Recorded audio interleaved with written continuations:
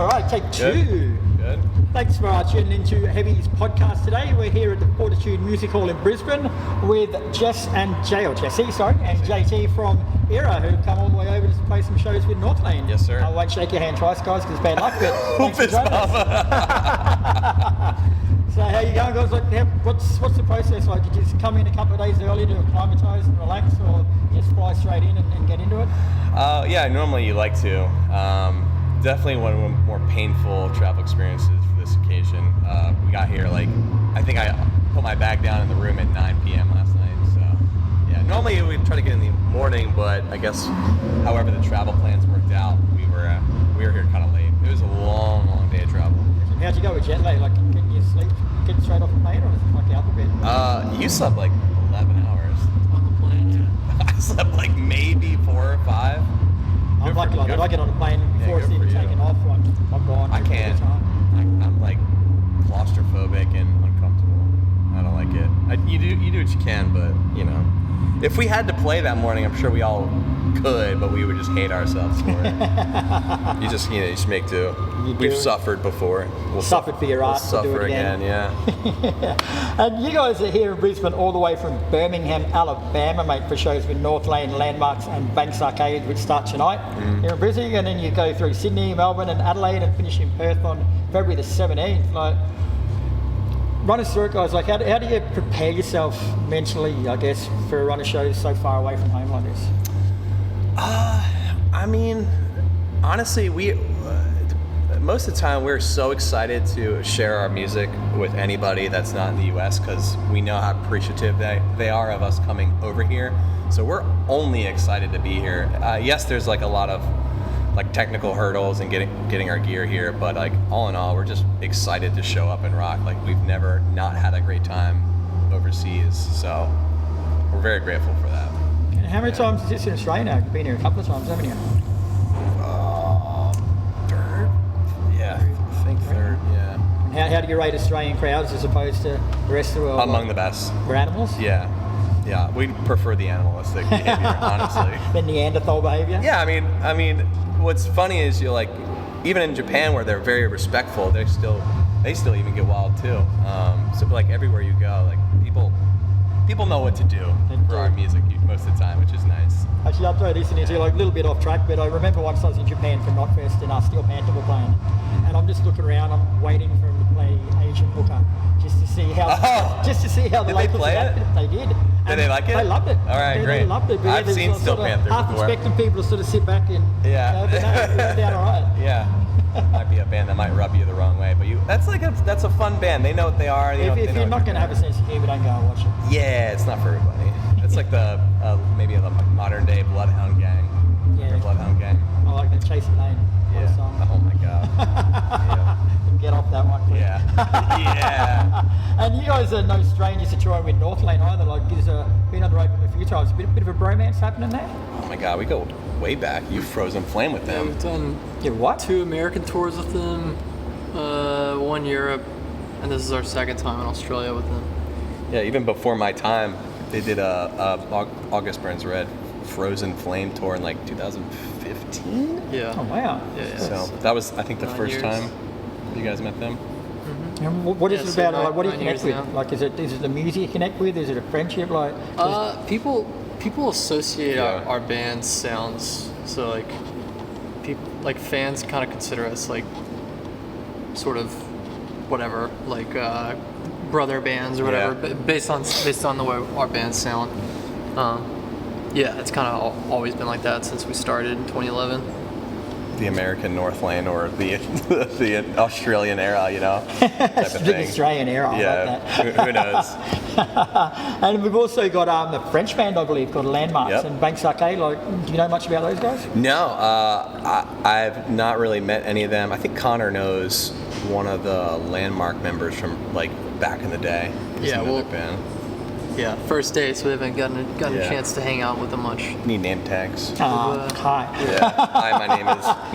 I remember I actually got the shits with those guys the first time we interviewed them because they're one of them ones that's got a V instead of the vowel in the landmark. So Yes. And I just had a stupid dumb moment. I'm reading, I'm going, how the fuck do I pronounce this? Oh no. So that's why I always It's like now Paris. it's pretty much their fault. Yeah. That's why I ask bands to introduce themselves now before the interview starts because then they say their name and I've got less chance of fucking up. That's a great way to introduce somebody if you forget their name. I do that all the Introduce time. them to somebody else and have them tell I always you their say, this name. is, and then I turn around and walk away, so I don't look like I'm rude. But then they say the name and I catch it on the way off, so Yeah. I've done that many a time. I'll be like, Jesse, introduce yourself so I can get their name from you. This is my mate. And you were last out here in September 2022 with The Plot in You. So what's changed with the band in that couple of years from then till now? We're promoting a new record coming out in April. Mm-hmm. That's kind of the biggest change. So this is the we have new music to play. A couple newer songs from the record to play. It's so funny how fast like music that we just put out already feels old to us. You know, already played it a bunch. We're kind of ready to play the new stuff already. I suppose you would have been sitting on that album for a bit of time before it came out as well. So like to us, it's been out 18 months, but to you, it's been in the can for 3 or 4 years. Yeah, it's funny how quickly that happens. Like you're so excited to play it, and you're like, all right, I'm sick of it. What's next? Everyone's like, here we go again. But then you sit on it, you play it, you don't play it, and then you come back to it years later, and you're like, oh yeah, these songs are fun. I forgot about these. I was talking to a guy from an Australian band called the Screaming Jets the other day, and they've got a song called Better that came out in the 90s, I think. And he was saying since that came out in the 90s, they haven't played one show where they haven't played that song. Oh, that was that's like Hybrid Earth for ERRA for a long time, and we finally retired it. How'd you go? Did you get a bit of backlash when you did? Nah. No? I mean, we played it for a couple tours when I joined, but then once we started putting like 2 or 3 records out, the same thing kind of happens. Yeah. I mean, eventually we'll have to retire like even songs like Snowblood, Then you'll have which is weird to think about. We're not going to retire stuff. Yeah, right. Yeah. And I do remember from last time you were over here, like the big buzz about you guys was your live show. Like everyone was just blown away by how good it was. So, what are you going to do this time to top it? Like you've got to up the ante a bit.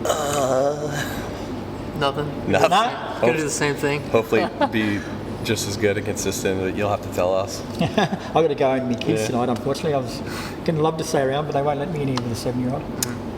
I'm going to try though. I'm still going to try. We would let him in. You'd let him in. What a guy. Just cover the ears, protect the ears. I'll try not to curse too much. That's right. They curse at me all the time. Go to bed, they're like, fuck off, Dad. The Australian way. Now, where are we up here? So, for people that might not have seen you guys before, like, describe a typical ERRA live show. Like, do you sort of go out there with something in mind, or is it just all mayhem? We definitely care a lot about the flow of the set. We will go back and forth about the set list for like weeks at a time. Kind of look at it as a whole, see where like the slower parts are. And I think there has been one occasion where we kind of like misjudged the flow of the set within the tour. We'll like yank a song out or like put a song in just to change how it feels. But most importantly, we just want to have like the heavy parts, the soft parts, the crowd moments, making sure the space in between songs isn't like too long where it's like uncomfortable. It's very purposeful. People don't sort of realise how much goes into that either. They think you just sit there and write songs down for a set list, but you've got to take into account things like how they flow into each other, how guitar changes, how up and down, yeah. Making sure you have enough strings for the next song you're going to play.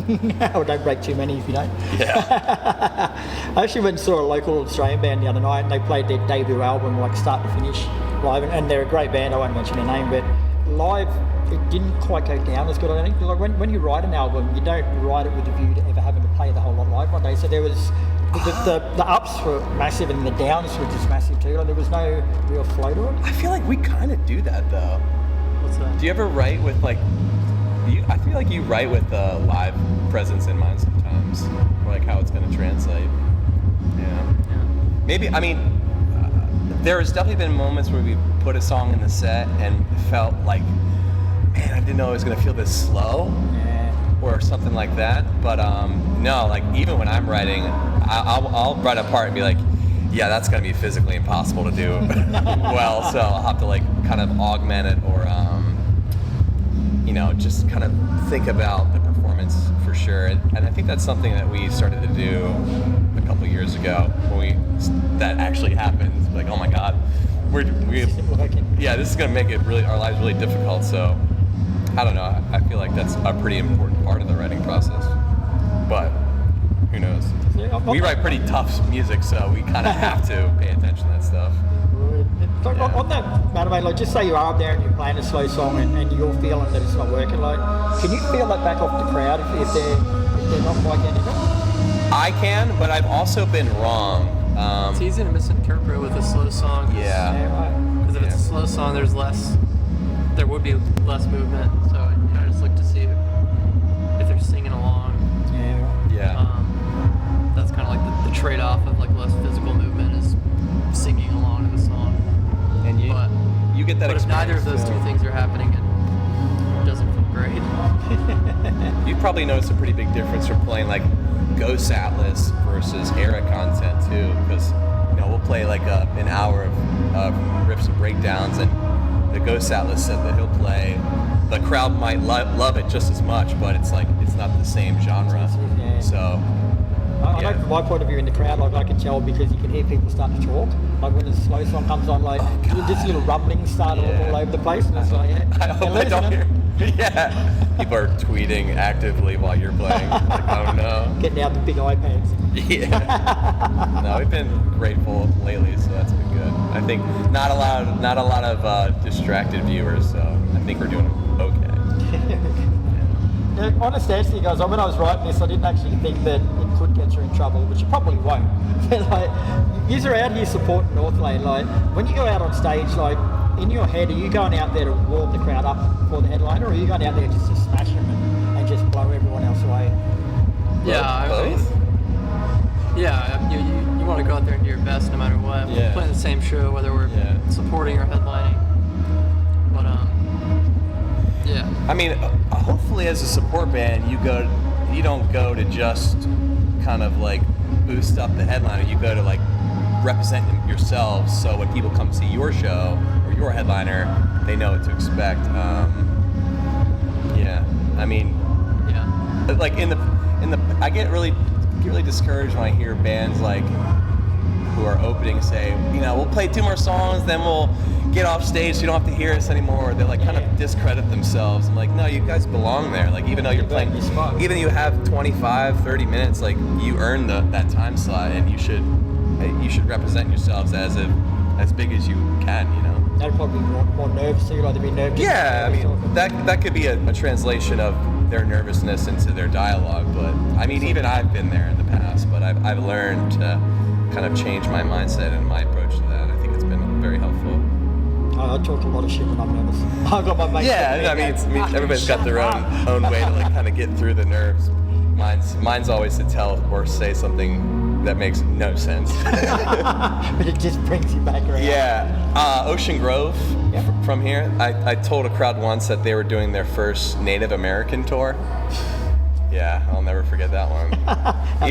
Even in my ears, my front of house guy was like, "What the hell did you just say?" I'm sure my whole band was like, "Who gave this guy a microphone?" Yeah. And on that sort of... You live and learn. You live and learn. On that sense of opening from the band, like, do you, when you're writing your set list out, like, do you write a set list out that you think will appeal to the headline band's crowd because they're there to see them, or do you do ones that you want to do? Yeah, sometimes. Well, always wanted that one. Like a healthy balance between just doing your thing and then kind of catering a little bit to like people who may have never heard us. But yeah, it's something in between. Like we would never just do a fully heavy set or a fully soft set, but we'll balance it out based on that. But with a band like Northlane, we can just kind of go out and do what we do because our bands are so closely associated with one another. Yep. Sonically. Yeah, that's true. All right, so hypothetical question to you guys, like, you've just finished your set, you're just sitting backstage just telling yourselves down or whatever you do. Okay. What's had to have happened in that last 45 minutes to make you sit there and go, fuck, that was a great set? Energy in the crowd. I'm definitely one to like really feel that emotional transference between like a wild crowd or a still crowd. Yeah, and even if I do have a still crowd, if I ask like how everybody's doing and it's like a roar of applause, I'm like, oh, okay, they're having fun. So it's not always just about how wild it is. When we played with Bad Omens recently, a lot of them were seeing us for the first time, and I'll even ask who is, and it's like 90% of the crowd. So in those environments, you won't get a lot of movement because they're not used to you, but they're still having fun. You just kind of gotta realize that not every time you play they're gonna know who you are, and you have to give that same performance everywhere you go every time. Now, while we're on the hypotheticals, then, like, just you say that to the crowd, like you say, how's everybody going tonight? And you just get met back with a round of apathy. Like, how do you recover from that? Like, does it make you take a step back and go, this is fucked? Like, you just keep pushing through. Try not to. No, It's human nature, though. Like, you'd have to have you that gotta, moment. you gotta like. I think there is like a responsibility to try to play the same show every night, and to not be too judgmental towards the crowd, because you don't know. Like, I mean, like sometimes you just get an introverted crowd, or you know what I mean, or if it's not your headliner, like you have to. There is a bit of a proving ground there, so you have to just kind of. Yeah, you kind of got to approach it with more humility. You know what I mean? Like, and just play the same show and just keep it together and not let your. Inside you may be like, oh, this is like humiliating. I gotta go backstage. But you gotta like. There's got to be like an effort to them. You don't expose that to them. That's not professional. You like, you know. At the end of the day, like, they paid money to see you, like, or even if there's see the headliner for that 30 minutes, 45 minutes that they're watching you. So like, I think you do kind of owe it to them to do your best, you know, like, and why would you not want to do that anyways? Like, you just got to play the show no matter what. Now, the other big thing happening in the world of ERRA at the moment is on April the 5th, your 6th studio album, Cure, will be unleashed on the world. Tell us a bit about that. So crazy. Cure's one we're pretty excited about. It was our first time working with Dan Bronstein. We put out the single, which is the title track. Just put that out a week ago. Mm-hmm. So, yeah, pretty stoked to play that one. Pretty nervous to play it. And stoked. You know, it's the first show, so like I'm just first time you ever played it. My nerves are just like fucked on the first show. Like, I'm just, I just want to make sure everything works, and you know we're good to go. But usually by like a few days in, we're kind of broken in. But with this being Australia, you play less shows in Australia when you tour, so by the time we'll be broken in and comfortable, the tour will be over. The thing about Australians is if they don't like it, they'll tell you to. Like, they won't be like overseas and go, oh yeah, that was bad. They'll be like, you fucking suck. Well, I mean, like, there's definitely some cultures out there, and that will tell you to your face that you are bad. God bless their cotton socks. And you say thank you, but then they'll also buy your merch still. So it's like, it is what it is. Now, you've released the title track Hero, and you've also released Pale Iris from the album. So are they a good sonic representation of what you expect? Actually, no. Sliver. Yeah. Not really. Sliver. I know, because I had to listen to the album last night, and it's fucking crack as you guys, by the way. Thank you. Really, really solid. Cure,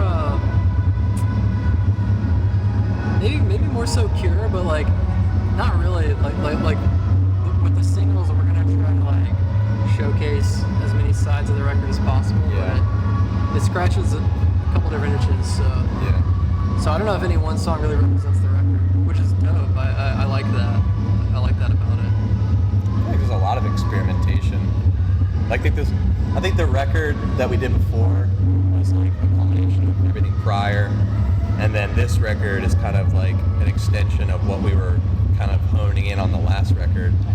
I was talking to my friend today about it, and Intel does this like TikTok method when they release processors, that they're starting on the socket and then the follow-up. And I feel like this is kind of an extension of what we were trying to do with self-titled. It was a very nerdy comparison. I feel differently. Really? Yeah. Tell me. To me, I think this record's pretty different. Yeah? sounds different to me. Like, Oh, it definitely sounds different. it's just so groove oriented. In that way, I think Cure actually does represent the record pretty well. But just like there's a lot more technicality guitar wise in the right hand versus the left. Like a lot more like rhythmic technicality, like time signature, and there's a lot more stuff like that. Yeah, I don't know. Yeah, this one stands on its own, in my opinion. I like that. I suppose the main thing is will fans of the band love the album? I guess that's the main thing. Will they? Well, to be honest, it's the first album I listened to last night, and I loved it. So Yeah, I mean, we have to write music that we want to play, you know. So at the end of the day, like, we have to be happy with it, and I think we're pretty. I'm excited for everybody to dive in, you know. So I hope they enjoy it. Yeah. And as we said, this is your 6th album, guys. So how has your sound changed and grown from your debut Impulse up until Cure? And was that sort of a natural thing, or did you just sort of... We found out during our rehearsals while we were playing an Impulse song of how different it was. My God, these are so different. Yeah, it's crazy. I mean, kind of exploring the dynamics of like what we've liked as musicians, me joining the band, and like how the songwriting has changed as a result. Yeah, it's just like a growth, really. When you say the songwriting's changed, or was that something you set out to do? Like, was it a planned thing, or did... Yeah, I can actually say pretty confidently that it's never been a goal. It's just been like a natural sort of shift. You know, music tastes change. Yeah. Time goes by, and it's just kind of unavoidable. It's the way you write. Just like it'll just naturally change with time. But yeah. So you finish up these run of shows with Northlane, the album comes out. What's next for ERRA after that? I can imagine you've got a busy year ahead of you. Yeah, stuff that's not announced yet, but like, yes, Yeah. more tours coming out. More tours? Yeah. Probably fill out the schedule for sure. Yeah. Beautiful. All right, guys. Well, thanks very much for your time. You're welcome. The show starts tonight, Fortitude Music Hall, Brisbane. There's some tickets left, and it goes all the way through. Where do we say? We got Perth, we got Sydney, Melbourne, Adelaide. So there's 4 good bands playing. It's not just you guys. There's 4 Yes, sir. shithot bands playing. We got a French band, we got an American band, we got an Australian, 2 Australians. Yep. So bring your fucking pomwazettes. A plethora of headbanging for you. Yeah. Beautiful, guys. Thanks very much for that. Appreciate Much you. appreciated. Appreciate it. Thank you. Sweet. Thanks for that, guys. It was good. That made me hungry. I'm starving now. There's I don't think you've got anything on bag that you like. No. There's a kebab shop straight to the left. Yeah. Out Well, here. there's